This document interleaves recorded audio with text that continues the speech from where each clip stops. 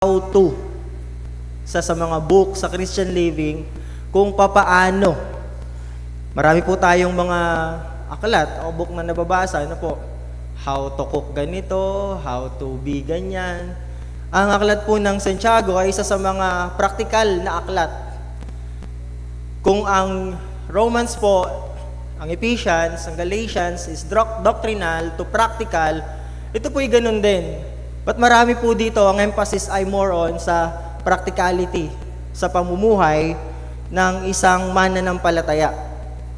Ang topic po natin ngayong magang ito ay spiritual na paglago. Ang paglagong spiritual ay proseso ng paglago ng pananampalataya at relasyon sa Diyos. Ito'y pagpapakita ng pamumuhay na katulad ng Panginoong Hesus sa ugali at sa gawa. Nakapaloob dito ang malalim na pagkaunawa ng salita ng Diyos, karanasan sa kanyang presensya at kakayanan na mamuhay ng may karunungan at pananampalataya ayon sa kanyang biyaya. Yan po ang paglagong espiritual. Isa sa mga katunayan ng binagong buhay ay ang paglago sa espiritual ng isang mananampalataya. Ang isa pong buto na buhay ay lumalago. Pero kung ito ay patay, kahit anong dilig, kahit anong paglalagay ng mga pataba o kung anumang magpapalago dito, kung ito'y patay, hindi po ito lalago. Ipinakikita sa aklat po ni Santiago, ang ating pong pag-aaralan ay, kung ating kakayanin ay buong aklat, pinapakita po dito ni Santiago na it is possible to believe the right things and yet live the wrong way. Posible po yun. Believing the right things and yet living the wrong way. In contrast po nito, pinapakita din naman dito kung paanong ang tamang doktrina ay magdadala sa tamang pamumuhay. Yun po talaga, yung right doctrine ay magdadala sa atin sa right living. Kaya napakahalaga ng doktrina. But it is also possible na naniniwala ka sa tama and yet, kabaliktaran nito ang ating ipinapamuhay. Ang author po nito ay si James, hindi po yung nasa core 3 na James, Peter, and John. Ito pong author na ito ay half-brother ng ating Panginoong Hesus na nung una sa aklat po ng John ay hindi siya naniniwala. Pero after ng death and resurrection ng ating Panginoon, isa po siya sa naging haligi ng unang iglesia. Ang katotohanan po nito, isa po siya doon sa naganap sa Acts chapter 15, yung Jerusalem Council. Isa po siya sa mga leader doon na nangasiwa ng council po na ito. Ito'y nasulat most probably around AD 49 to 50 bago po ang Jerusalem Council. Ang Jerusalem Council po ay naganap AD 50. Para kanino ang sulat na ito? Para sa mga Jewish believers scattered throughout the Roman Empire. Kasi sa tindi po ng persecution, yung first century, unang 100 taon ng mga mananampalataya, napakatindi ang persecution na nagdulot ito sa kanilang paghiwa-hiwalay, pagpunta sa mga lugar na sakop din ng pamahalaang Romano para lamang pumakaiwas sa Jerusalem sa napakatinding persecution. So ito'y para sa kanila, sa mga Jewish believers. At ano ang layunin nito? Halig po kayo. To expose hypocritical practices and to teach right Christian behavior. So nung panahon na ito, the church was a failure on the part of many to live what they professed to believe. So mga masakit na salita po, hypocrite. Na yung kanilang pinaniniwalaan, na supposedly kanilang ipapamuhay, especially yung kanilang pananampalataya at paniniwala sa Panginoon, ay hindi nahahayag, hindi nakikita. Again, ito po ay sa mga Christian, sa mga believers, sa followers ng Panginoon. Ito yung layunin ni James sa sulat po na ito. Ito pong mga problema na ito, this problem James deals with had a common cause. So marami pong mga problems dito, mababasa po kayo mula chapter 1 hanggang 5. At ang sabi po ng sumulat, sabi ng isang commentator, sabi niya dito, meron po lang itong isang common cause kung saan ito po yung tinatawag na spiritual immaturity. Immature. These Christians were not growing up. Kung sa halaman po ay bonsai. Nakita na kayo ng bonsai. Buhay naman, kaya lang ay hindi lumalaki. Ginamit po dito ni James yung word na perfect, kung saan ang salitang ito ay nangangahulugang mature or complete. Almost 7 times na ginamit po ni James ang word na perfect po dito. So tingnan po natin yung ilan sa mga katangian ng spiritually mature Christian.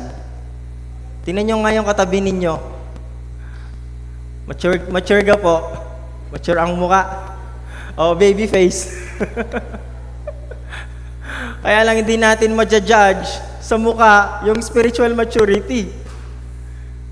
Tama po? Pero paalala, itong pag-aaral po na ito ay hindi para tingnan ng katabi. Kasi babanggitin natin dito, ilan sa mga katangian, baka sabihin nyo, ay hindi pa pala mature si ano, yung asawa ko pala hindi pa mature. Dapat po, katulad ng sinabi din dito sa aklat ng James, pagtingin sa salamin, ang nakakita mo ay ang iyong konsensya. Sa safeguard. Hagarap mo, lalabas yung konsensya. Sino ang nakaabot ng patalastas na yon? Mga ano po yan, mga batang 90s yata. Kasi hindi na yung pinapatalastas ngayong mga bagong generation eh. Kaya yung nakakaalam, mga nananakit na rin ang tuhod ng mga yan. Nakakaramdam na rin ng sakit sa likod. Balik tayo dito. Again, pag-aaral po natin ay ang makita natin ay ang ating sarili.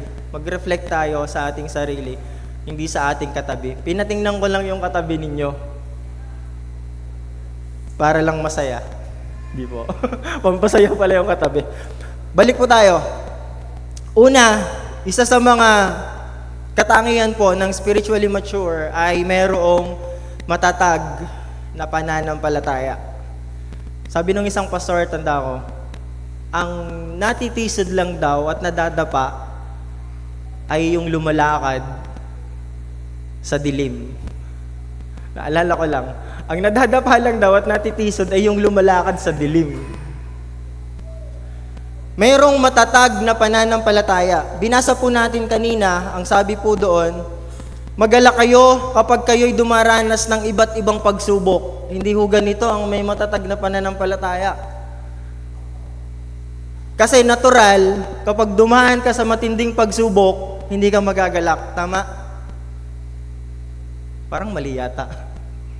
Hindi kayo nag-a-agree. Tama ho ba? Natural, kapag dumadaan ka sa matinding pagsubok, ang hirap magalak. Madaling magkwento ng masaya kapag may mga accomplishment, may mga success. Pero kapag matinding pagsubok, malimit po sa atin, lalo na pag Friday, pinapatotoo natin pag tapos na. Kapag meron ng ginawa ang Panginoon, tama? Pero sa panahon na tayo dumadaan, hindi po madali ang magalak. Sapagkat alam ninyong lalong magiging matatag ang inyong pananampalataya matapos ninyong pagtagumpayan ang mga pagsubok na iyan. Meron po akong naalala, sabi nung isa na dumadalo na, mananampalataya, sabi niya, bakit ganun ako'y dumadalo na, sumisimba na? Ay lalang dumami nga kayong pagsubok. Pag kayo ang nakausapan ng sasagot nyo, ay ganyan talaga. Ganyan na lang. Ay ganun talaga. Bakit nga daw?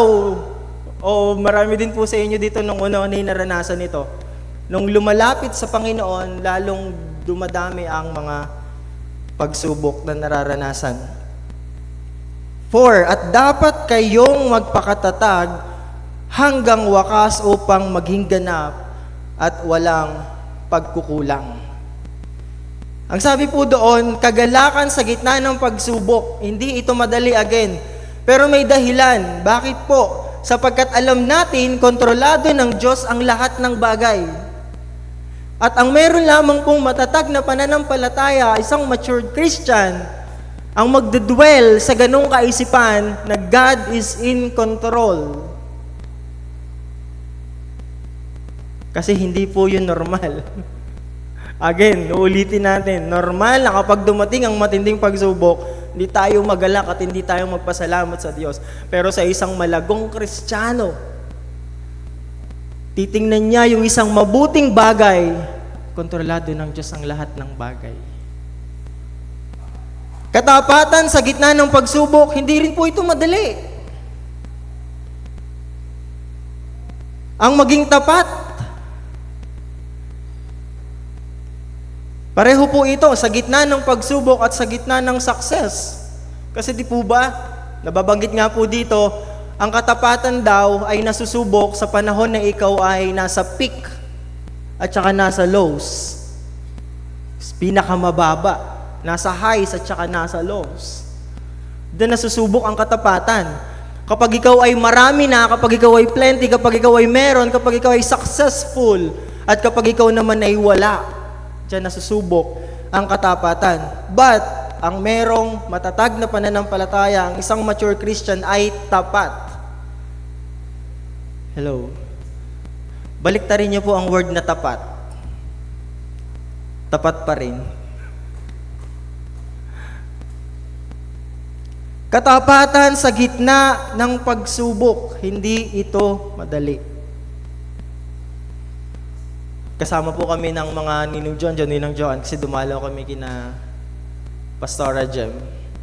Nagkwento si Ninang Joan, sabi niya, alam mo, hindi ko naman papangalanan, kaya hindi ito chismis. Related po sa katapatan.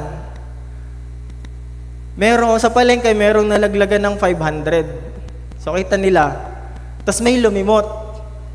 Na hindi na pinagtanong kung kanino ito, o baka may maghanap, iwan dun sa tapat, baka may maghanap.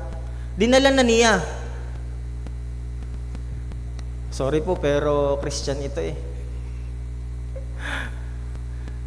Dinala niya, kaya lang may naghanap. Eh, hindi pa nakakalayo yung lumimot.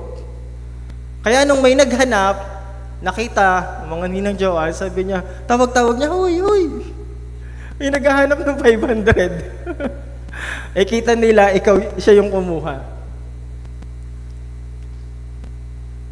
Kapag sa mga maliliit na bagay pa lang, hindi na tayo mapagkatiwalaan, eh paano pa kaya sa malalaking bagay?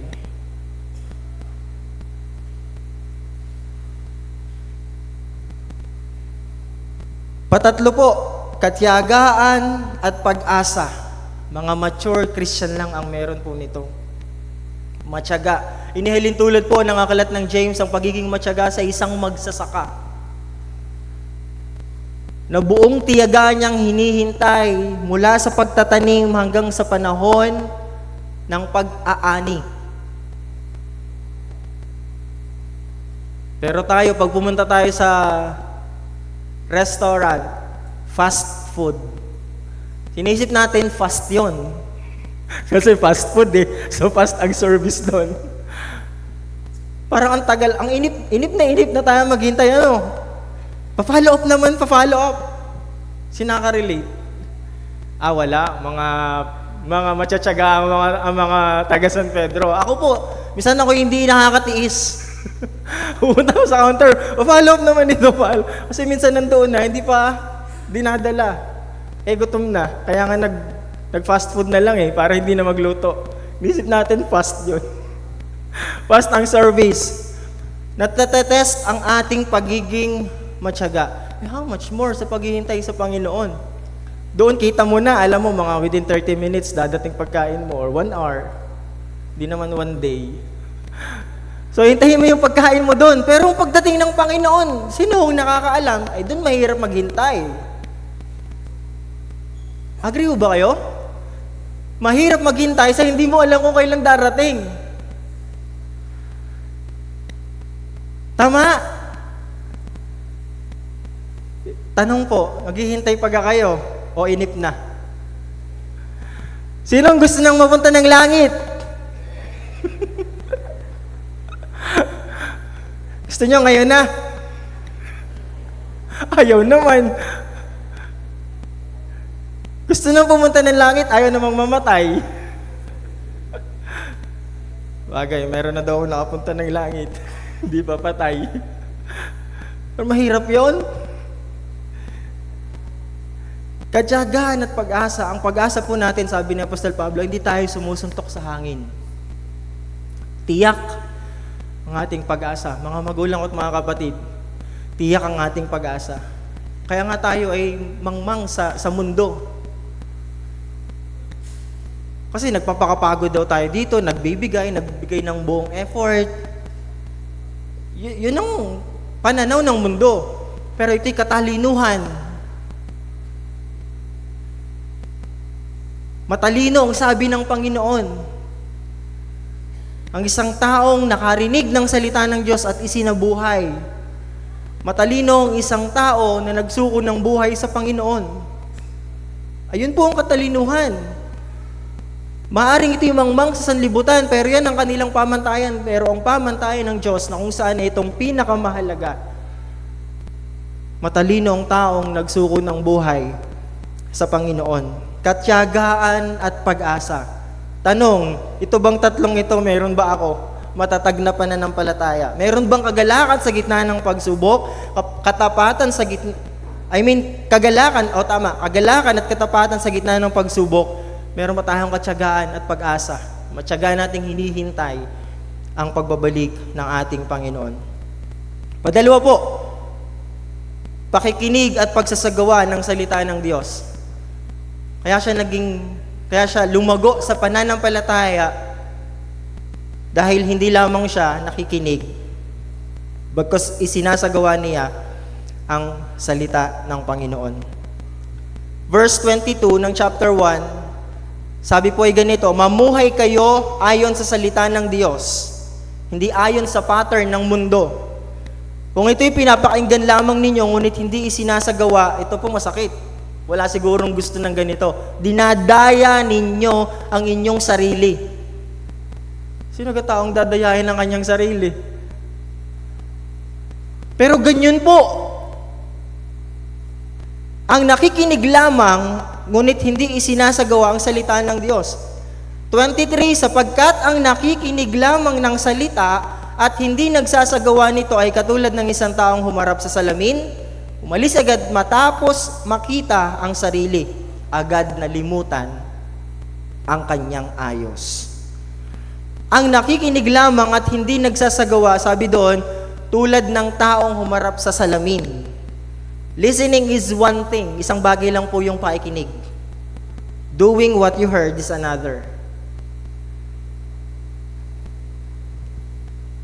Kaya nga binanggit po natin kanina, believing the right things, yet doing the wrong way. Kinunclude po ng ating Panginoong Hesus ang Matthew chapter 7, mula dun sa chapter 5, yung tinatawag na Sermon on the Mount. Chapter 5 hanggang chapter 7, dun sa chapter 7, may conclusion ang Panginoong Hesus. Ang sabi niya, dalawang uri ng nagtatayo ng bahay. Nagtayo sa buhanginan at nagtayo sa batuhan. Meron ditong engineer, meron ditong architect. Meron ditong gumagawa ng bahay. Alam natin kung alin ang matibay. Yung nakatayo sa ibabaw ng batuhan. At inihalin tulad ng Panginoon, ang matibay na pundasyon ay yung nakikinig at nagsasagawa ng kanyang mga salita. At ang nakatayo sa buhanginan ay ang mga nakikinig lamang at hindi nagsasagawa. Again, ang pakikinig po'y isang bagay, bukod dito ang pagsasabuhay. Nung panahon nangangaral ang Panginoong Hesus, maraming crowd, maraming nakakarinig.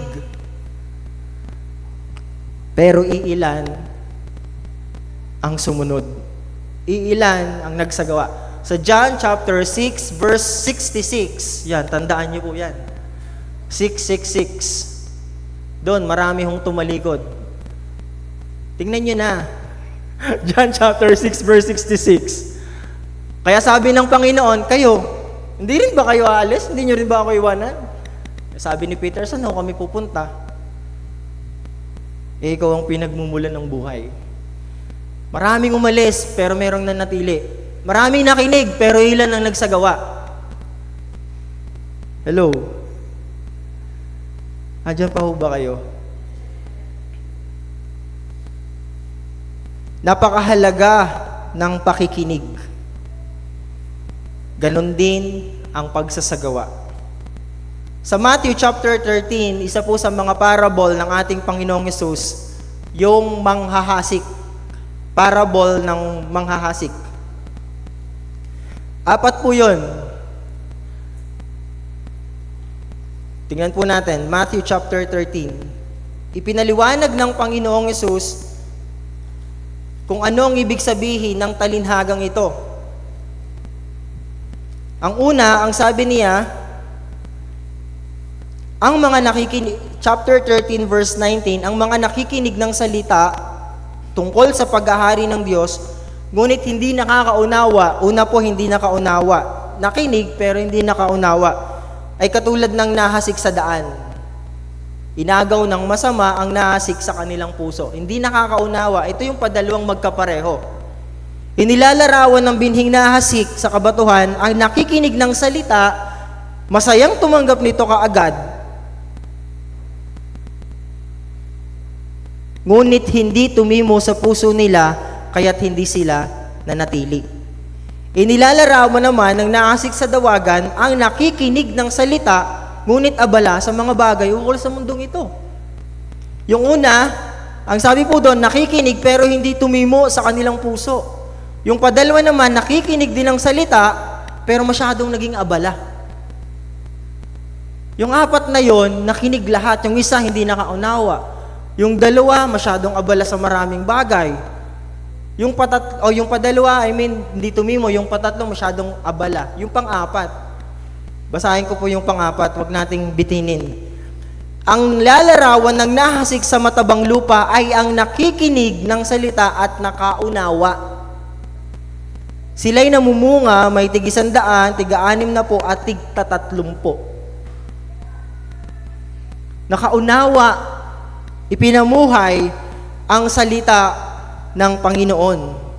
Kaya napakahalaga po ng pakikinig. Hindi natin wawalang bahala ang pakikinig. Mahalaga po ito. Sabi ng aklat ng Roma, paano sila mananampalataya kung walang mangangaral? Ibig sabihin, kailangan mayroong mangaral, kailangan nilang mayroong mapakinggan para sila'y manampalataya. Pero yung pamumuhay at pagsasagawa, ibang bagay po yan. Hindi lahat ay nagsasagawa ng salita. Tingnan niyo po, kung paanong madali ang makinig. Merong panawagan. At alam po natin ito'y tama. Tayong lahat ay manalangin. Pag nandito po, tayo lahat ay manalangin. Lahat po ba nananalangin? Tayong lahat ay manalangin. Pero yung iba hindi. Ano-ano ginagawa habang nananalangin. O tayo umawit. Sabihin niya noon, Pastor, hindi pa kasi marunong umawit. Hindi pa kasi marunong manalangin. O sige, dito po lahat tayo marunong. Pag nasa bahay, kain na. Lahat ba marunong kumain? Mabilis bang sumunod? Narinig naman, kain na. Sino po dito ang anak ay isang tawag lang? Pag tinawag na kakain na, isang tawag lang. Ay yung mga anak tumaas, tanungin natin magulang nyo kung totoo. Isang tawag lang po ba? Parang wala akong kausap. Isang tawag lang po ba? Ay parang hindi umaayon yata ang inyong taas ng kamay dyan. Ang hirap, narinig naman. Ba't ang hirap? Kakain na yun, lalo na kung gagarutihin. Lalo na kung magtatrabaho, ayun yung nakakain na.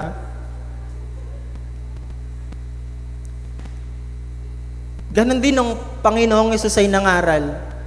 Marami ang nakapakinig, pero iilan ang naniwala. So 2 na po, malapit na tayong matapos. Ay, salamat. Matatag na pananampalataya. 2, mayroong pakikinig at pagsasagawa ng salita ng Diyos. Si Abraham po, at marami sa mga men and women of the Bible, ay nakinig muna bago sumunod. Kaya mahalaga ang makinig ng salita ng Diyos, mahalaga rin ang sumunod sa salita ng Panginoon. Patatlo po, at itong huli, ito dapat talaga tinataglay ng mga mananampalataya na mature, merong pag-ibig at paglilingkod sa kapwa. Sabi ni Apostle John, ang kapahayagan ng iyong pag-ibig sa Diyos ay ano? Ano daw po? Ang kapahayagan ng pag-ibig ng mananampalataya sa Diyos ay ano po? Pag-ibig sa kapwa. Ibig sabihin, kung mahal mo ang Diyos, at hindi naman mahirap mahalin ng Diyos, sapagkat siya'y Diyos at siya'y mabuti, dapat mahal mo rin ang iyong kapwa. At hindi lang basta mahal, dapat mayroon tayong paglilingkod. Binigyan po ng warning ni James ang mga mananampalataya sa kanilang pagiging hypocrite. Bakit po? Sila ay nagtatangi.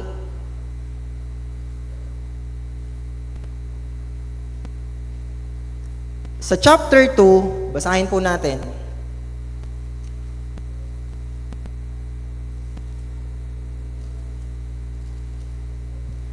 Mga kapatid, bilang mga sumasampalataya sa ating Panginoong Hesukristo, ang dakilang Panginoon, huwag kayong magtangi ng tao. Halimbawa, pumasok sa inyong kapulungan ang isang lalaking nakasingsing ng ginto at nakadamit ng magara, at isa namang dukha na panay sulsi ang damit.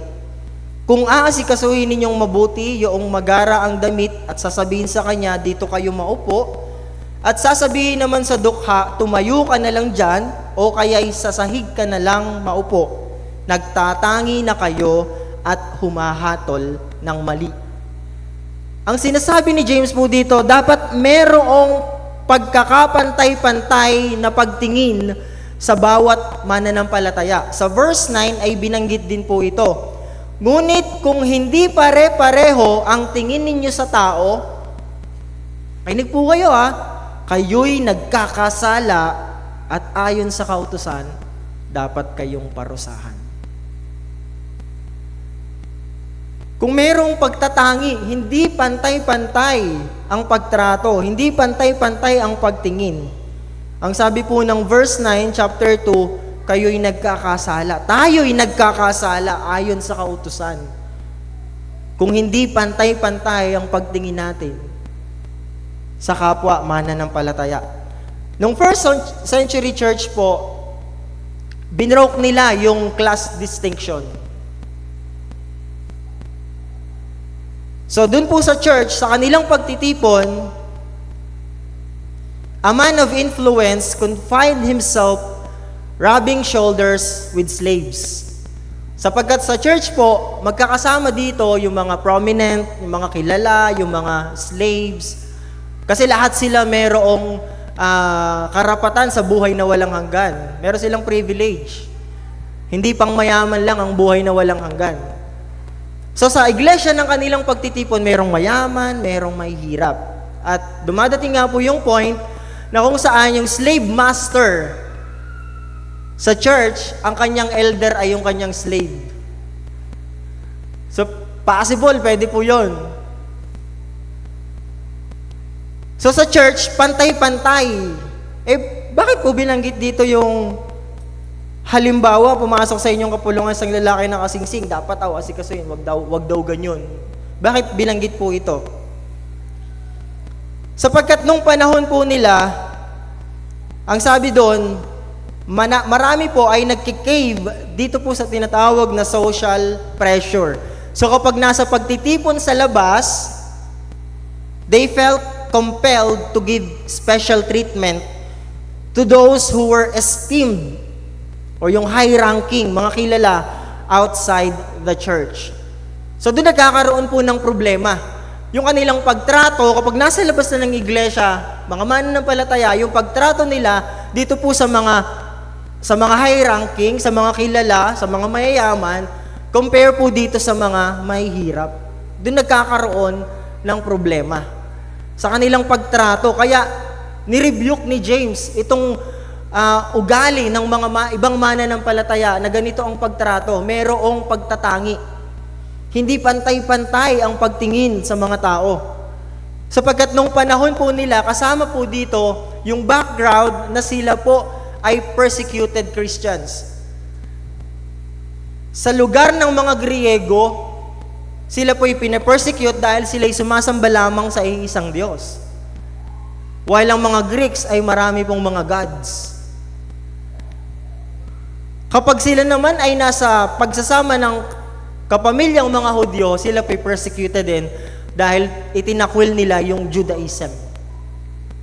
At niyakap nila ang pagsunod at pananampalataya sa Panginoong Hesus. So para ma-gain sila ng favor, especially yung mga mayayaman, yun ang tinitreat nila ng special compare sa mga wala namang influence. Pero sabi ni James, hindi nyo ba alam yung mayayaman pa nga ang nagdadala sa inyo? Verse 7 po. Hindi ba't sila rin ang dumudusta sa marangal na pangalang ibinigay sa inyo ng Diyos? Hindi ba sila ang kumakaladkad sa inyo sa hukuman? And yet, yun ang kanilang itinitreat. Pero hindi sinasabi dito ni James na, ganyan ang ginagawa nila sa inyo, dapat ipakita nyo rin ganyan ang ginagawa. Hindi po ganyan ang sinasabi ni James. Ang sinasabi po dito ni Santiago, itrato natin ng pantay-pantay ang lahat ng tao bilang mga mananampalataya. Mayroong pagpapakumbaba, verse 13, sa chapter 3, hanggang 14, ang sabi po ay ganito. Sino sa inyo ang marunong at nakauunawa? Ipakita nyo ito sa pamamagitan ng wastong pamumuhay na bunga ng kapakumbabaan at karunungan.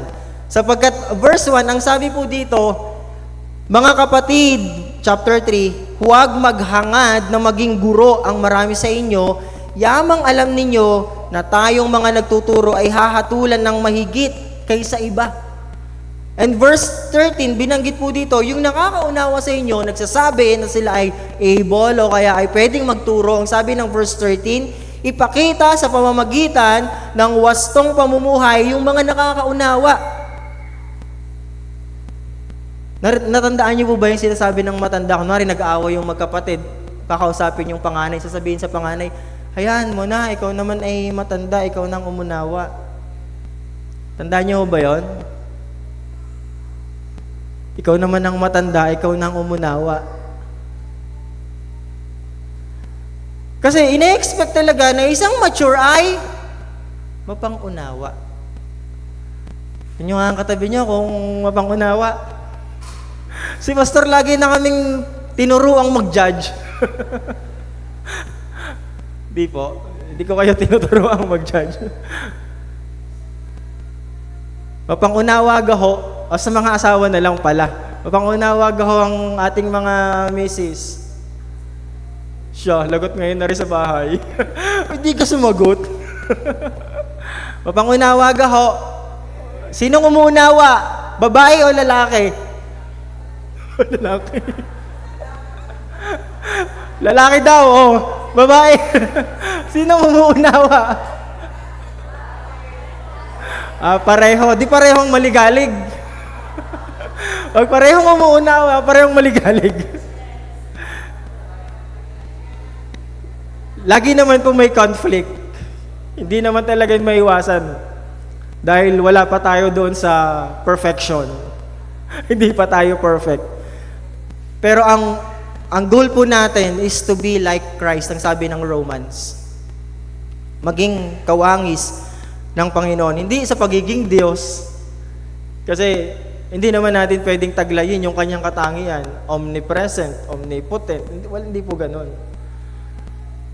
Nung siya'y namuhay dito sa lupa, nag-set siya ng example sa bawat isa po sa atin kung paano tayo mamumuhay. Ito po. So magpakumbaba daw tayong lahat. Verse 11 ng chapter 4. Malapit na akong matapos. Mga isang oras na lang. Verse 11, huwag kayong magsiraan, mga kapatid. Ang namumula o humahatol sa kanyang kapatid ay namumula at humahatol sa kautusan. At kung hinahatulan mo ang kautusan, hindi ka tagatupad, kundi isang hukom. Huwag kayong magsiraan.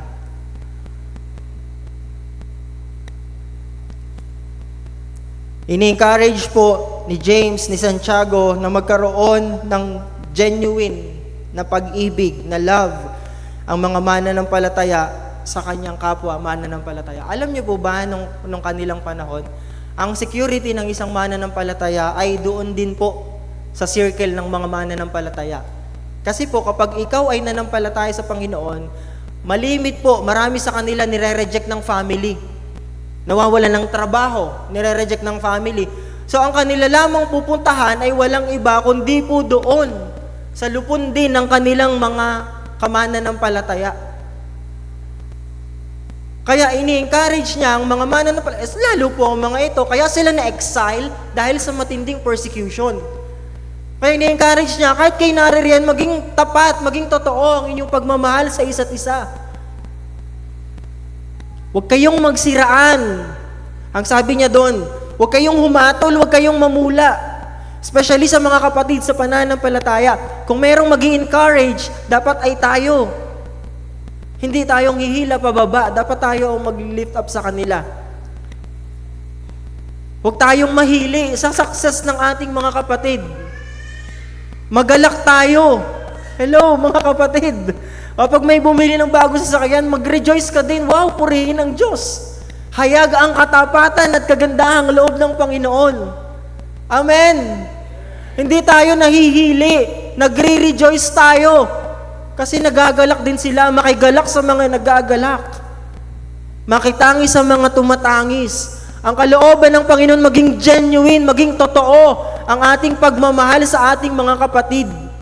Lahat po tayo dumadaan sa iba't ibang pagsubok. Walang hindi dumadaan dito. Lahat tayo dumadaan. So meron po tayong common ground para tayo magkasundot, magmahalan, na lahat tayong may kanya-kanyang pinagdaraanan, but still, God is faithful. Ang Diyos ay tapat, ang Diyos ay mabuti. Kung merong mag-i-encourage sa bawat isa, tayo po yun. Hindi tayo ang mamumula. Hindi tayo magiging dahilan bakit hindi sila dadalo. Hindi tayo magiging dahilan bakit sila'y tatalikod sa pananampalataya. Tayo dapat ang maging dahilan para ma-excite silang dumalo sa gawain. Kalooban ng Diyos, kaya ini-encourage niya. Huwag kayong magsiraan, nandiyan na nga kayo sa matinding persecution, nag-aaway-away pa kayo. Maging totoo ang inyong pagmamahal, maglingkuran kayo sa isa't isa. Tingnan niyo po ang sabi niya sa chapter 5. Mga kapatid, kung nalilihi sa katotohanan ng isa sa inyo at may isang nagpapanumbalik sa kanya, yun ang kalooban ng Panginoon, yun ang nais ni James na ipaabot sa kanila, sa mga mananampalatayang ito na kung saan ay dumadan sa matinding persecution. Ang sabi po ay ganito, kung merong nalilihi sa katotohanan at merong isang nagpapanumbalik, ito ang tandaan ninyo. Ang sino mang nagpapanumbalik sa isang makasalanan mula sa kanyang muling pamumuhay ay nagliligtas ng kaluluwa nito sa kamatayan at sa gayoy napapawi ang maraming kasalanan. So itong kalooban ng Panginoon, ito ang nais ng Panginoon, ang isang matatag na mananampalataya.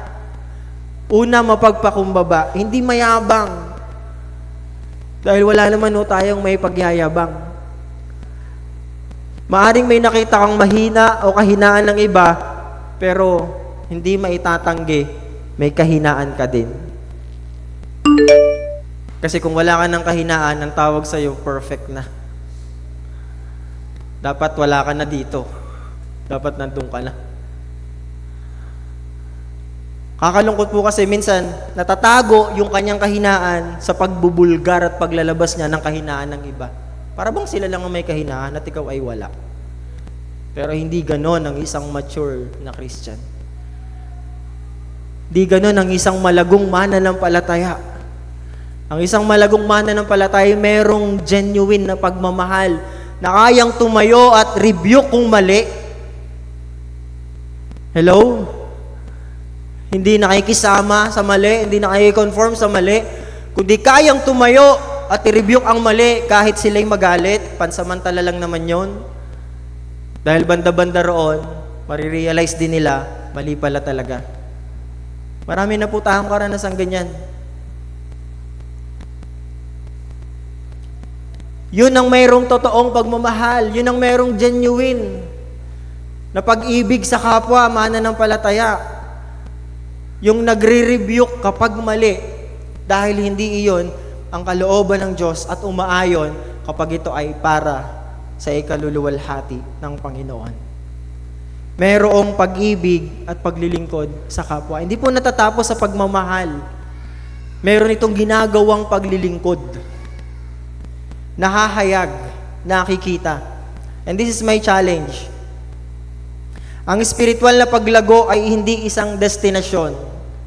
Di po ito pag nakarating ka na doon, mature na ako, enough na ito, tapos na, hindi po ganon.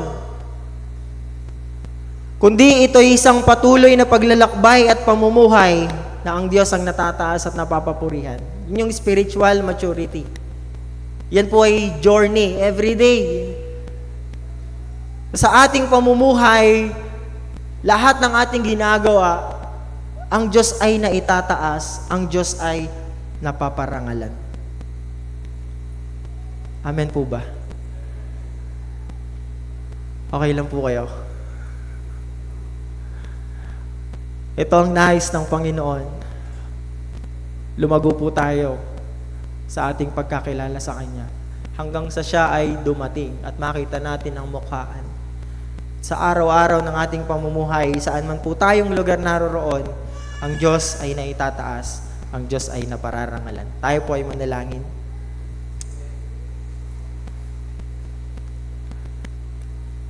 Wala kaming may pagmamalaki sa iyong harapan, Panginoon.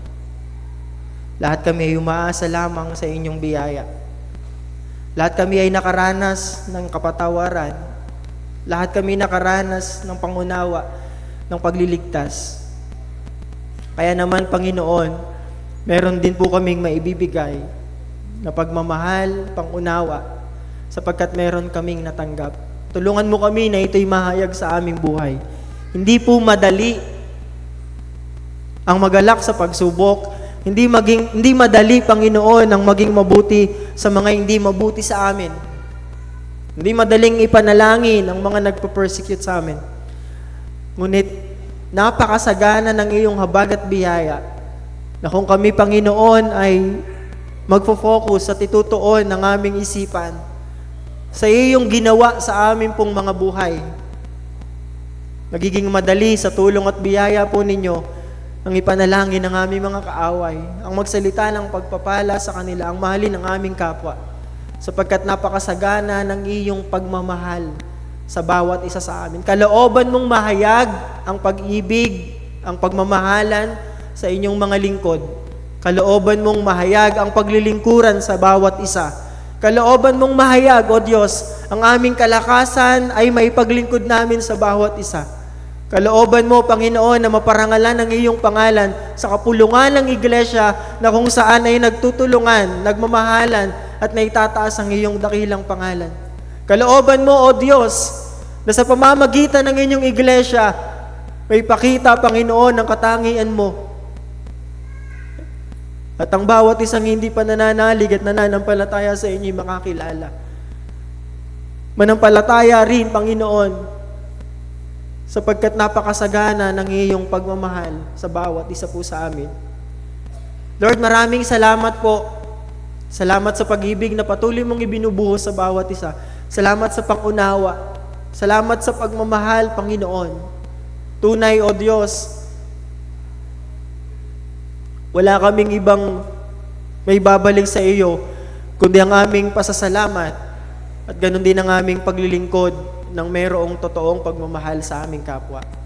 Purihin ka sa inyong kabutihan at katapatan. Tulungan mo kaming ito'y aming maisabuhay. Tulungan mong ito'y aming malakaran. Ito ang aming dalangin sa pangalan ni Jesus. Amen.